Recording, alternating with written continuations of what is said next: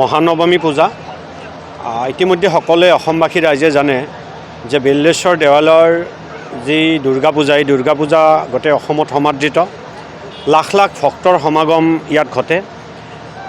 দুটা কাৰণত আজি বিকল্প পৰিস্থিতি এটা মহানৱমীত। প্ৰথম কাৰণ আমি সকলোৱে জানো আমাৰ প্ৰাণৰ শিল্পী আমাৰ অসমৰ ভাৰতৰ গৌৰৱ আমাৰ সকলোৰে হিয়াৰ আমঠু জুবিন গাৰ্গ ডাঙৰীয়াৰ যি অনাকাংক্ষিত মৃত্যু সেই মৃত্যুৰ হকে সকলোকে এতিয়াও চেপি আছে, যাৰ বাবে এবাৰ উঠা যথেষ্ট কম। তাতে আকৌ আজি নৱমী পূজাৰ দিনা যি নেৰা নেপেৰা বৰষুণ, এই বৰষুণৰ বাবে আজি ভক্তগণৰ ভিৰ যথেষ্ট কম আছিলে। এতিয়াও পৰিৱেশ সেৰেঙা। যিয়ে নহওক পলমকৈ হ'লেও আপোনালোকৰ চেনেলৰ জৰিয়তে সকলোকে দুৰ্গা উৎসৱৰ শুভেচ্ছা যাচিছোঁ আৰু মা দুৰ্গাৰ ওচৰত নিজেও প্ৰাৰ্থনা কৰিছোঁ আৰু অসমবাসী ৰাইজেও প্ৰাৰ্থনা কৰিছে আমাৰ প্ৰিয় শিল্পীজনক নোহোৱা কৰা সেই অসুৰসকলৰ বধ মা দুৰ্গাই কৰক, তাৰে কামনা কৰিছোঁ। এই কথাটো মই আগতে দাঙি ধৰিছোঁ। এই গোটেই প্ৰক্ৰিয়াটো অলপ আলোচনাৰ এটা বিষয়বস্তু আছে।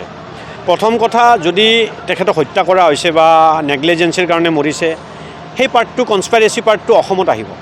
আৰু তাত যিটো ঘটনা হৈছে, হত্যাই হওক বা অমনোযোগিতাৰ কাৰণে হওক, মৃত্যু হোৱা পাৰ্টটো এখন বেলেগ ষ্টেটত হৈছে, বেলেগ ৰাষ্ট্ৰত, যিটো ন্যায় সংহিতা আৰু পুৰণা IPCয়ে ঢুকি নাপায় ইণ্ডিয়াৰ।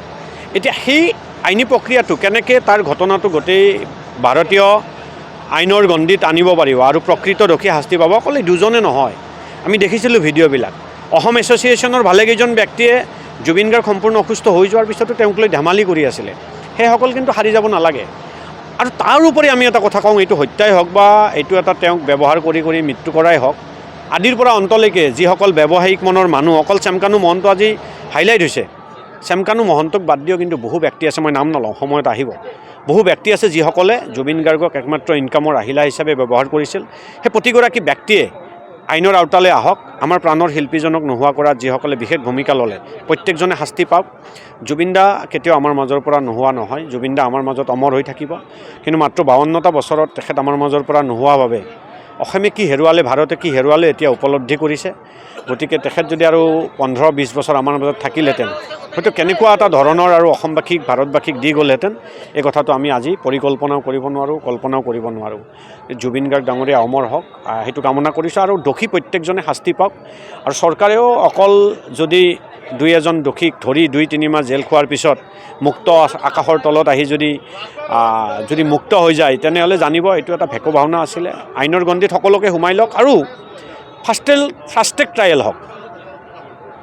ট্ৰায়েল হওক দোষীসকলৰ বিৰুদ্ধে, তেতিয়াহে জুবিন গাৰ্গ ডাঙৰীয়াই ন্যায় লাভ কৰিব বুলি মই কওঁ।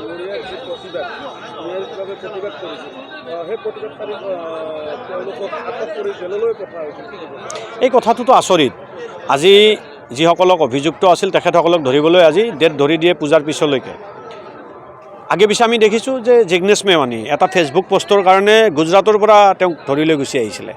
কিন্তু যি সময়ত পুলিচৰ প্ৰধান আৰু প্ৰথম কৰ্তব্য আছিল তেখেতসকলক ধৰা, যাৰ এগেইনষ্টত অভিযোগ আছে তেখেতসকলক ধৰা বাদ দি যিসকলে জুবিন গাৰ্গৰ ন্যায়প্ৰাপ্তিৰ বাবে প্ৰতিবাদ আৰম্ভ কৰিলে, এনেকুৱা বহু যুৱকক আজি জেলত ৰাখিছে। আৰু এই কথাটো আমি শুনি আছোঁ যে বহুতক এতিয়ালৈকে হাইলাইটো হ'ব দিয়া নাই, গোপনেও নি জেলত দিছে। গতিকে এইটো এটা অসমৰ কাৰণে ভয়ানক কথা।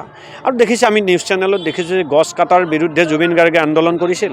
সেই দীঘলীপুখুৰীৰ গছকেইটা জুবিন গাৰ্গৰ অন্ত্যেষ্টিক্ৰিয়া হোৱাৰ ভেৰি নেক্সট ডে, এদিন নে দুদিন পিছতে আৰু গছ কাটা আৰম্ভ কৰিলে। গতিকে এই চৰকাৰখনৰ জুবিন গাৰ্গৰ প্ৰতি যে কোনো কাৰণত ক'তো তেওঁৰ আদৰ্শৰ প্ৰতি যে সৎ মনোভাৱ নাই, সেই কামটোৱে প্ৰমাণ কৰে। সৎ মনোভাৱ থাকিলে অন্তত গছকেইডাল তেখেতৰ অন্ত্যেষ্টিক্ৰিয়া হোৱাৰ পিছদিনাখনে কাটা আৰম্ভ নকৰিলেহেঁতেন। এইটোৱে প্ৰমাণ কৰে যে জুবিন গাৰ্গ ডাঙৰীয়াৰ যিটো আদৰ্শ, জুবিন গাৰ্গ ডাঙৰীয়াই যিটো সমাজৰ বাবে ন্যায় বিচাৰিছিল, সেই ন্যায়প্ৰাপ্তিৰ যুঁজখনৰ প্ৰতি এই চৰকাৰখনৰ কোনো কাৰণত ভাল ভাৱ এটা নাছিল।